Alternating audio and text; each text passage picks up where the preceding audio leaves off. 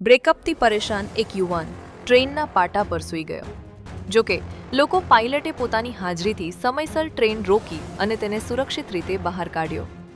નોંધપાત્ર વાત એ છે કે પાયલોટે ન તો ઠપકો આપ્યો કે ન તો ગુસ્સે થયો, પરંતુ તેના બદલે શાંતિથી અને સમજદારીપૂર્વક યુવાન સાથે વાત કરી, જીવનનું મહત્વ સમજાવ્યું.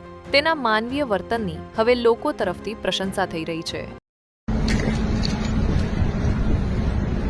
क्या हो गया रे?